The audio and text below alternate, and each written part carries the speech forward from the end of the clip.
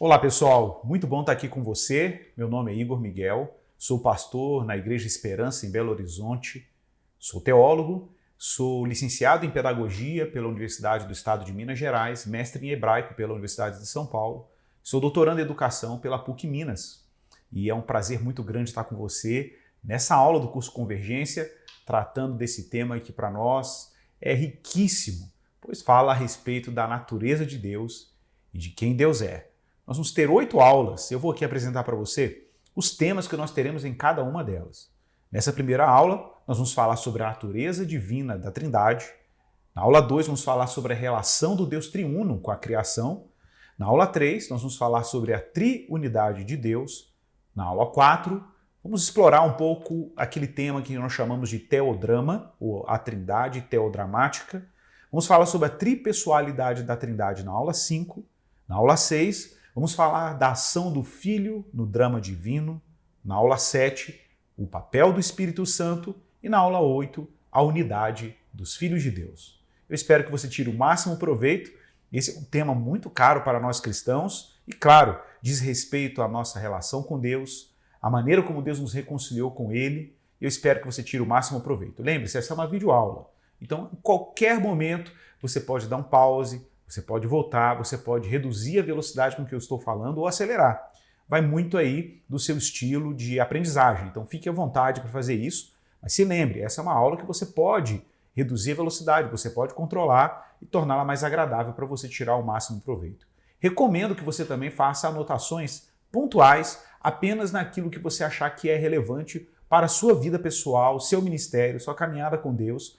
Não se preocupe em transcrever o conteúdo dessa aula, afinal de contas você tem um material impresso que tem exatamente o conteúdo que nós vamos abordar ao longo desse curso. Então não se preocupe com isso, se preocupe apenas em aprender e compreender o que estamos dizendo aqui. E eventualmente você pode dar um pause e fazer uma anotação de algum insight, de alguma aplicação, de alguma coisa que você sabe que não está no material, mas que diz respeito à sua impressão ou aquilo que você está colhendo de importância que você possa aplicar na sua vida. Fique à vontade para fazer esse tipo de anotação também ao longo do curso. É muito bom estar aqui com você e nós vamos caminhar. A nossa primeira aula agora, nós vamos tratar do tema a natureza divina da Trindade. É a aula 1, é o tema que nós vamos tratar já de início, introduzindo esse tema. Eventualmente, eu vou indicar alguns livros para você ao longo desse curso. Mas eu já quero, desde já, introduzir 2 livros que são livros introdutórios ao tema da Trindade. O primeiro deles foi publicado pelo meu amigo Pedro Pamplona, Como Deus é Um e Três ao Mesmo Tempo.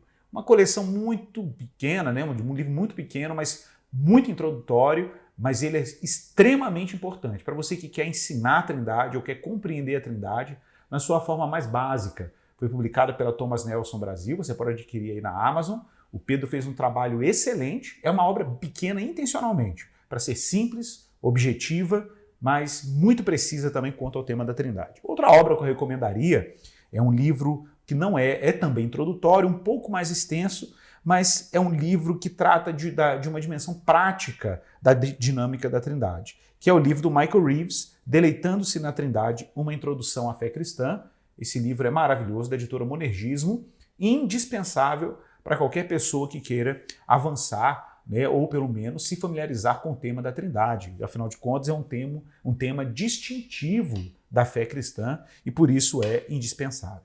Então, sendo bem objetivo, pessoal, quando nós falamos da Trindade, algumas coisas são evocadas. Não tem como a gente falar da Trindade no Brasil e não se lembrar da ironia do poeta Renato Russo na música Índios, quando ele faz, em tom de pergunta, quem me dera ao menos uma vez pudesse entender como um só Deus, ao mesmo tempo, é três. Na verdade, essa frase, essa pergunta, por mais que ela possa parecer uma pergunta boa ou honesta, ela tem um problema na própria pergunta. Porque, na verdade, quando nós afirmamos que Deus é um, não é no mesmo sentido quando falamos três. Isso é importante deixar claro. Nós não estamos falando aqui de um Deus que é um no mesmo sentido de quando dizemos que ele é três. E essa é uma distinção que vai ficar muito clara na medida que nós desenvolvermos essa aula. A primeira coisa que eu quero te desafiar é você olhar para a Trindade não numa perspectiva de um tema que é meramente teológico, ou seja, um tema meramente para os acadêmicos em teologia. A Trindade também não é um tema restrito apenas àqueles que têm familiaridade, por exemplo, com a filosofia ou com a lógica. Ao contrário, a Trindade é um tema catequético. O que eu quero dizer com isso? Ele é um tema da formação cristã básica. Por mais que a gente às vezes tenha limites cognitivos ou lógicos para compreender nuances da temática da Trindade, existem algumas afirmações que são feitas sobre Deus, que estão fundadas na Bíblia, que elas são indispensáveis. E qualquer confusão sobre como Deus é, realmente pode trazer sérios ruídos ou problemas para qualquer cristão honesto que queira viver Deus, compreender Deus, entender a dimensão de como a salvação aconteceu. E, de novo, a Trindade também não é meramente uma doutrina, no sentido de ser algum conhecimento que você tem que ter sobre Deus. A Trindade é descrição de como Deus é e de como ele nos foi revelado e, por fim, como ele se move na história para nos salvar. Ou seja, se você quer compreender como você foi salvo e você quer dimensionar a maneira como Deus, pela sua graça, te aproximou dele, a Trindade é um tema indispensável. É importante destacar que a Trindade é uma das poucas doutrinas que existe unanimidade em todos os ramos do cristianismo. Todos os ramos do cristianismo, sejam os ramos orientais, os ramos ocidentais, a Igreja Ortodoxa Oriental nos seus diferentes grupos, a Igreja Ortodoxa ou Igreja Romana, a Igreja Protestante Evangélica e outros desdobramentos do cristianismo, reconhece a Trindade como aquilo que realmente é o distintivo do cristianismo global. Se você é trinitário, isso fundamentalmente te coloca dentro do cristianismo. Se você não é trinitário, isso automaticamente te coloca fora do cristianismo. Porque não há como a gente sacrificar essa doutrina e ainda afirmar qualquer lealdade à revelação de Deus como nos foi entregue nas Escrituras. Muita gente tem problemas com dogmas, né? Mas é importante destacar que o dogma é indispensável. Se nós não tivermos minimamente convicções sólidas, a gente começa a se perder e aí deveríamos até nos perguntar a que ponto isso é ou não é cristianismo. Gente, a doutrina da Trindade, além de ser naturalmente um dos assuntos centrais da fé cristã, é necessário que a gente, ao mergulhar sobre quem Deus é, a gente tenha um senso de humildade. É claro que, em grande medida, nós não temos como esgotar a natureza de Deus quando estudamos a Trindade. Deus é inesgotável, ele é o insondável. Então existe algum nível sobre a natureza de Deus que nós não alcançamos com as nossas faculdades intelectuais, com a nossa capacidade de discernimento ou até mesmo a nossa teologia. Mas, como eu costumo dizer, qualquer explicação sobre Deus que seja menos do que a Trindade, ela tem que ser descartada. E eu acho muito difícil, e a gente sabe disso, que alguém ofereça uma explicação melhor do que a Trindade. De fato, a explicação trinitária sobre Deus abarca nuances que estão lá reveladas na Escritura Sagrada. E por falar em Escritura Sagrada, é da Bíblia que nós e os teólogos da Antiguidade derivaram a sua compreensão sobre Deus. Não há como a gente falar de Deus sem recorrer naturalmente ao que Deus deu de si mesmo. E o que Deus deu de si mesmo está registrado naquilo que nós chamamos a Bíblia Sagrada. É lá, na revelação canônica, que nós encontramos os fundamentos da natureza de Deus e sua revelação progressiva, que, claro, culmina na encarnação do Verbo em Jesus Cristo e na dádiva do Espírito Santo. Esse pode, como eu já disse, parecer um assunto difícil, mas se você acompanhar comigo essa aula, eu tenho certeza que esse tema vai ficar dentro de uma compreensão mais consistente e mais do que isso. Meu interesse aqui não é apenas que você domine intelectualmente a Trindade, mas que você consiga apreciar a Trindade, consiga adorar a Deus na Trindade. Olha, eu me lembro de uma experiência pessoal quando, em 2016, eu encontrei com um teólogo da Igreja Ortodoxa Grega num monte lá em Beirute, no Líbano. A gente estava sentado numa lanchonete, comendo pipoca e batendo papo, e a nossa conversa foi sobre teologia, entramos em vários temas, e eu me lembro que ele me levantou uma questão que me deixou muito intrigado. Ele disse assim: Igor, você sabe qual é a diferença básica entre os cristãos do Oriente e os cristãos do Ocidente? Eu vou te dizer qual é. Ele falava assim, é que é sobre a Trindade. Não é que nós temos diferenças sobre a Trindade. Nós não temos diferenças quanto à essência do que significa a Trindade, mas temos diferenças quanto à maneira como apreciamos a Trindade. E ele dizia, os irmãos cristãos do Ocidente tendem a controlar a Trindade, eles querem esgotar a compreensão da Trindade, entrando em nuances filosóficas e teológicas para ter uma compreensão mais precisa possível, mais racional possível sobre a natureza trina de Deus. Mas nós aqui no Oriente, nós compreendemos a Trindade até um certo nível e mantemos a nossa modéstia querendo ser menos pretensiosos e preservar um aspecto importante da Trindade, que ele dizia que era a dimensão do mistério. Para eles, a Trindade não era algo a ser esgotado racionalmente, é algo para ser apreciado espiritualmente.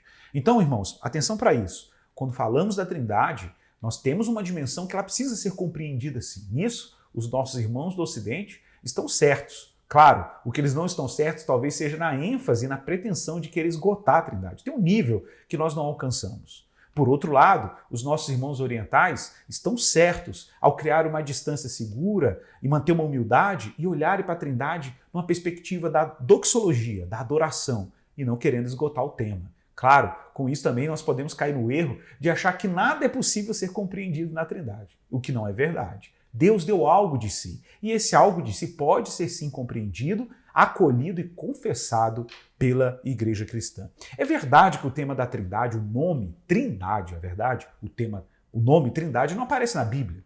Nós já sabemos disso. Mas o fato de uma palavra não aparecer na Bíblia não significa que essa palavra, ao ser compreendida no seu sentido, no que ela está associado, não esteja na Bíblia. Olha, veja bem, a própria palavra Bíblia não existe na Bíblia, né, no sentido como nós conhecemos hoje. Mas quando eu falo Bíblia, você sabe do que eu estou dizendo. Estou me referindo a um conjunto de livros bíblicos que dizem respeito a Deus. Então existem muitos outros temas bíblicos que nós usamos termos não bíblicos para nos referir a ele. Mas o que importa? O que importa não é a palavra não bíblica, mas ao que da Bíblia ela está se referindo. Então atenção para isso. Um outro termo, teologia. Todo mundo fala teologia, não é? E quando eu falo teologia, você entende do que eu estou querendo dizer. É o discurso sobre Deus, é a reflexão sobre Deus. O termo teologia não aparece na Bíblia, mas o discurso sobre Deus aparece na Bíblia. Então não se preocupe pelo fato de que a palavra Trindade não aparece nas Escrituras. A palavra não aparece, mas aquilo que essa palavra se refere está em todas as Escrituras. Na verdade, nós dependemos de toda a Bíblia para compreender o que isso significa. Ok? Gente, a palavra Trindade vem do latim trinitas. Trinitas significa reunião dos três. Então, a palavra Trindade não está se referindo apenas a três, e ela também não está se referindo apenas à unidade. Ela aproxima dois conceitos juntos, unidade e trindade. A unidade de Deus e a tripessoalidade de Deus, que nós vamos abordar aqui com frequência. Claro, nesse caso me refiro aqui ao que Deus deu de si mesmo. Ele é simultaneamente Pai, Filho e Espírito Santo. Essas são as chamadas três pessoas da Trindade. Mas antes disso, é importante que você compreenda a unidade de Deus, ou a singularidade de Deus na sua natureza. Veja bem o que eu estou dizendo aqui. E eu quero que você preste bem atenção nesse aspecto. Quando eu afirmo que Deus é um, eu estou dizendo que a natureza divina de Deus, aquilo que ele é enquanto ser, é singular. Deus não é uma divindade fatiada em 3, 4 ou 5 deuses, ok? Não, me refiro unicamente a uma única natureza, uma única vontade, a uma única integridade. Vamos usar a seguinte ilustração. Você está me assistindo aí no seu vídeo, mas tem uma câmera aqui me filmando agora. Você sabe, com uma câmera, você pode dar o zoom in e o zoom out. Você pode fazer um zoom, se aproximar, a imagem se aproximar de um objeto ou se distanciar de um objeto. Alguns momentos dessa aula, nós vamos dar um zoom out. Você vai se afastar do objeto, nesse caso Deus, e você vai perceber a unidade de Deus. Deus como sendo um único ser. Em outros momentos, nós vamos dar um zoom in, vamos nos aproximar do nosso objeto e perceber que esse que para nós é um, é também tripessoal. Isso é indispensável para nós cristãos, porque quando nós estudamos a Trindade, nós temos que lembrar que nós temos uma limitação cognitiva. Nós não podemos ver cara e coroa ao mesmo tempo. Mas quando eu olho para a cara, eu sei que a coroa existe, mas eu a ignoro por um momento para me concentrar na cara. E o mesmo vale para o outro lado, para a coroa. Quando nós nos focamos na unidade de Deus, nós temos que sempre lembrar que, apesar de eu estar me concentrando na unidade, a tripessoalidade de Deus convive e é codependente da sua unidade. E vice-versa. Isso é um paradoxo? Sim, gente, é um paradoxo, mas não é uma contradição. Paradoxo e contradição são termos distintos. Contradição significa quando aspectos distintos anulam um outro aspecto. Tá? Isso é a contradição, ou seja, aspectos opostos, um anulando o outro. No paradoxo, aspectos distintos, eles convivem uns com os outros. Então, por exemplo, dizer que todas as mangueiras são iguais é uma afirmação verdadeira. Porém, quando nós olhamos para uma mangueira e comparamos com outra mangueira, apesar de vermos características que são comuns, sabemos que uma mangueira é diferente da outra em termos da quantidade de ramos, a quantidade de folhas e assim por diante. Até a forma dela pode variar de uma mangueira para outra. Então observe que nesse caso há um paradoxo. As mangueiras, dependendo da perspectiva, elas são iguais, mas ao mesmo tempo são diferentes. A mesma coisa serve para a Trindade. A Trindade, em alguns momentos, nós vamos perceber que a unidade de Deus está lá presente, evidente, ela tem que estar lá todo o tempo. Mas quando eu foco em Pai, Filho e Espírito, eu estou olhando no zoom-in para as dimensões que são estruturais a Deus na sua tripessoalidade. Pai, Filho e Espírito Santo distintos. Mas lembre-se, se você voltar a dar um zoom out, se distanciar disso, você vai ver a unidade de Deus. O que nós não conseguimos como humanos é fazer esse movimento, olhar para Deus como unidade e trindade ao mesmo tempo, simultaneamente. Definição de Wayne Grudem. No seu material didático, você tem em mão, você vai ver isso na página 7. O Grudem diz assim, importante teólogo, sistemático. Abre aspas. Podemos definir a doutrina da Trindade do seguinte modo. Deus existe eternamente, ou seja, antes de existir mundo, tempo, criaturas, você, ser humano, o mundo cognitivo, o tempo, antes de haver mundo. Desde a eternidade, Deus é 3 pessoas, Pai, Filho e Espírito Santo. E cada pessoa é plenamente Deus. Existe só um Deus. Observe a preocupação de Wayne Grudem, e essa citação dele é derivada de um antigo credo cristão, chamado Credo Atanasiano, ou Credo de Atanásio, que foi um importante teólogo da Trindade, do IV século. Atanásio enfatizava que Deus é um, e todas as vezes que o cristão fala o Pai é Deus, o Filho é Deus, o Espírito Santo é Deus, ele não está se referindo a 3 divindades, mas a uma única divindade. Por isso ele destacava, porém, não são 3 deuses, é um único Deus. Essa ênfase é importante porque muita gente, quando quer compreender a Trindade, confunde Trindade, é um erro básico, Trindade com triteísmo. Quando olha para o Pai, vê um Deus, quando olha para o Filho, vê outro Deus, quando olha para o Espírito Santo, vê outro Deus. É claro que isso aqui não é Trindade, porque o fundamento da Trindade, pessoal, é a unidade de Deus, o monoteísmo, como nós chamamos na linguagem teológica. Então Deus é único na sua natureza. Logo, dizer que a Trindade é triteísta não é algo honesto. Muita gente acusa o cristianismo de ser triteísta. O islamismo, por exemplo, e o movimento Testemunhas de Jeová vão alegar que os cristãos são triteístas, porque ignoram o fato de Deus ser único ao afirmarem 3 divindades. É claro que qualquer pessoa educada na teologia da Trindade, como ela foi desenvolvida dentro da história e na leitura histórica da Bíblia, como ela não afirma isso. Trinitários não são triteístas. Nós somos monoteístas estritos. Nós cremos que Deus é um. O que nós discordamos de muçulmanos e judeus ortodoxos, por exemplo, é que eles não consideram o fato de que na natureza una de Deus existe uma comunidade pessoal. E essas pessoas participam e são íntegras de uma única natureza divina. É necessário reconhecer uma distinção de pessoas na única divindade. É claro que muita confusão vem do termo pessoa, mas eu quero resgatar o sentido latino dessa expressão. Pessoa vem do latim persona. Persona é uma linguagem do teatro. Personagem. Como diz o Alistair McGrath, Pai, Filho e Espírito Santo são 3 pessoalidades ou 3 papéis pessoais do único Deus. Não falei manifestações, cuidado aqui. Não estou falando que Deus é um e se manifesta em 3 pessoas. Eu estou dizendo que Deus é um e ele é constitutivamente Pai, Filho e Espírito. Não existe Deus para além da Trindade e não existe Deus para menos da Trindade.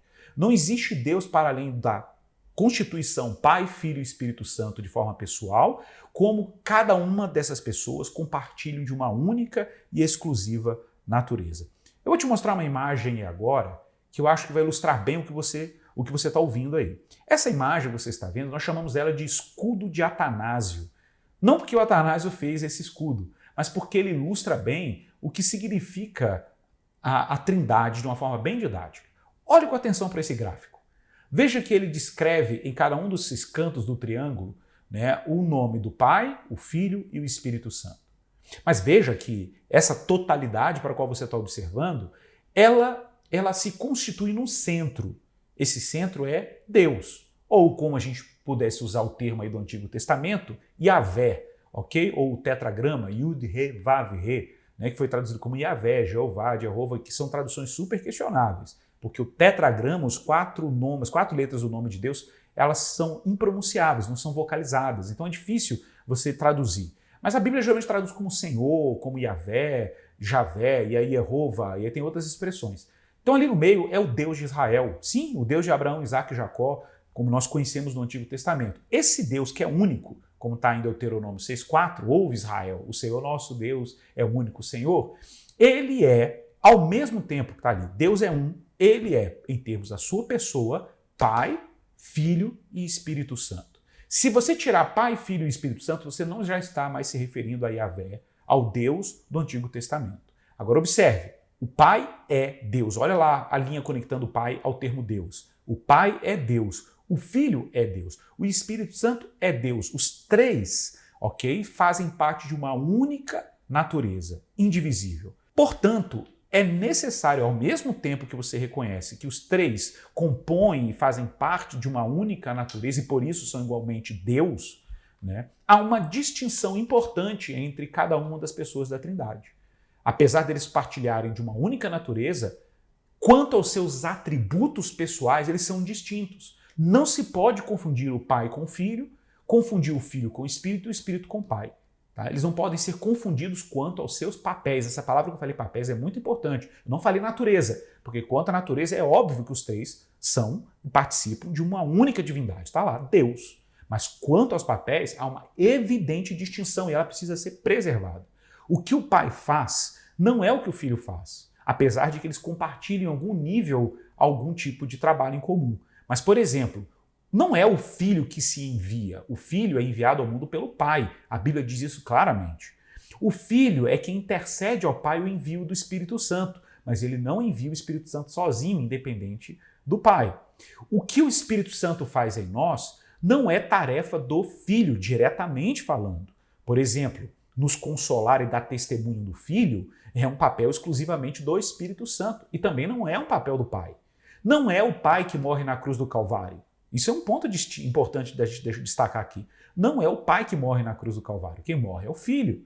Então vejam, cada uma das pessoas da Trindade tem papéis que são exclusivos. Mas, claro, existe às vezes cooperação entre Pai e Filho numa ação. Por exemplo, não seria de todo errado dizer que quando eu sou consolado pelo Espírito Santo da minha necessidade de Jesus, de alguma maneira eu estou sendo consolado por Jesus e pelo Pai, de alguma maneira. Mas quem está, em última instância, atuando no consolo em mim é o Espírito Santo.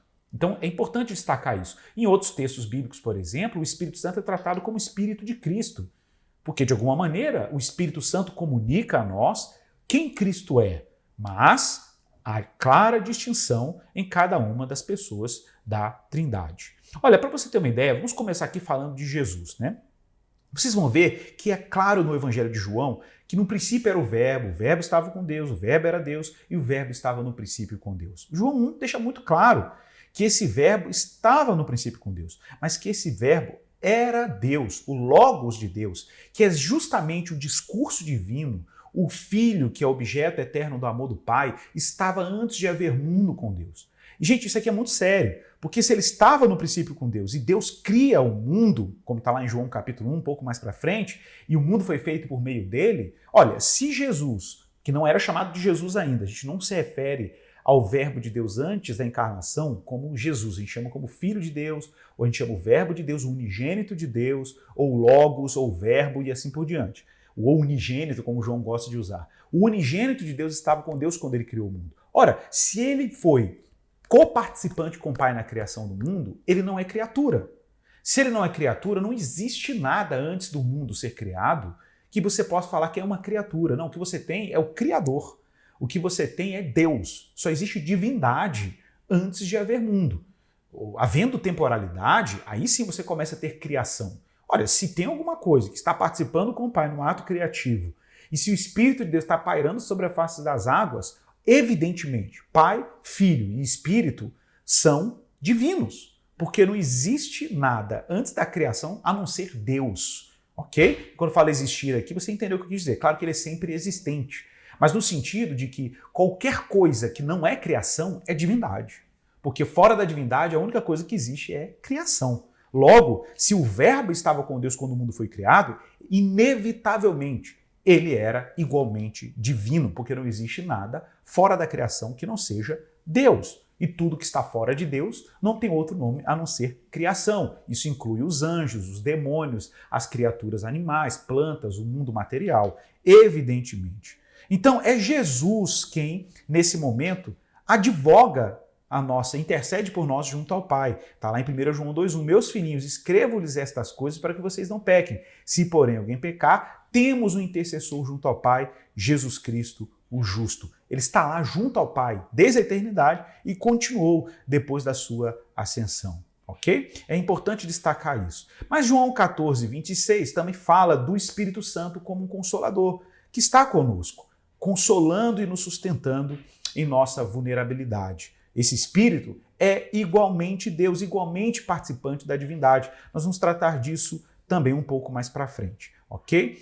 E agora pense nisso, Jesus está sendo batizado, não sei se você se lembra desse texto, né? Jesus está sendo batizado e de repente ouviu-se uma voz do céu dizendo: eis o meu filho em quem me comprazo. A cena do batismo de Jesus é evidentemente uma cena trinitária. Você vê o Pai declamando do céu: eis o meu filho amado em quem me comprazo, o Espírito Santo descendo em forma corpórea sobre Jesus e Jesus sendo batizado. É uma imagem trinitária, porque é a imagem onde Deus introduz o seu filho no mundo. Então a unidade de Deus, gente, é um tema importante, mas também a sua tripessoalidade como algo que compõe quem Deus é. Ah, Igor, no Antigo Testamento era evidente a Trindade? Não era evidente. Mas qualquer compreensão que tenhamos de Deus no Antigo Testamento de forma trinitária vem numa espécie de revelação retroativa. O que é isso?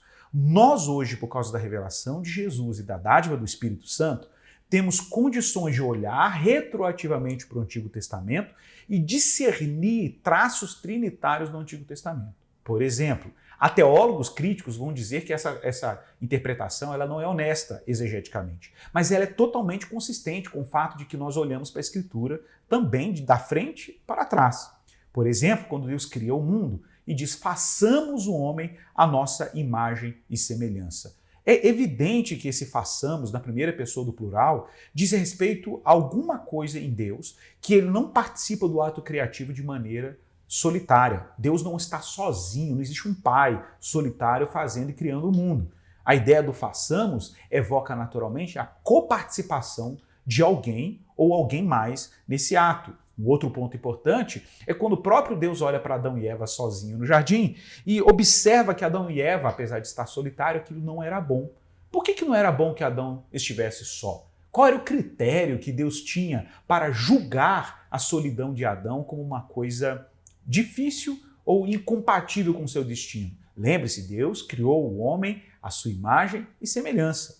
Quando ele introduz a mulher, ele introduz um par diferente, mas da mesma natureza. Olha, isso diz respeito ao próprio fato de quem Deus é. Se Deus é um, ok? Tem uma única natureza e existe uma diversidade distinta de pessoas na sua natureza, parece muito evidente que Deus refletiria isso nas suas criaturas, criando essa binaridade em que você tem homem e mulher que são igualmente humanos, participam da mesma natureza, mas são distintos quanto à sua pessoalidade. Pessoal, caminhando para o fim aqui, é importante destacar, que você pode ver isso no seu livro aí, depois você lê com calma, as diferentes heresias que existiram no mundo antigo, que questionavam a Trindade. Leia calmamente, você perceberá que cada uma delas compromete o que significa a Trindade. O sabelianismo, que enfatizava, por exemplo, que o Pai, Filho e Espírito Santo eram meras manifestações de Deus. O modalismo, que falava que Deus se apresenta eventualmente em 3 formas, mas podia se apresentar em mais formas. O subordinacionismo, que coloca a natureza do Pai, do Filho e do Espírito em ordem hierárquica, como se o Filho fosse menos divino do que o Pai e assim por diante. E o arianismo, que vai dizer que Jesus é uma mera criatura, a mais elevada delas, mas é uma criatura. Alguma coisa que está ali entre a divindade, que é Deus o Pai, e as outras criaturas. Todas essas heresias e outras que surgiram no mundo antigo são exemplo de distorções do que a Trindade é. Bom, na medida que a nossa aula for decorrendo aqui, você vai ver que nós vamos tratar aqui sobre os diferentes debates que a igreja teve e como a doutrina da Trindade foi se desenvolvendo ao longo da história. Te vejo aí na aula 2.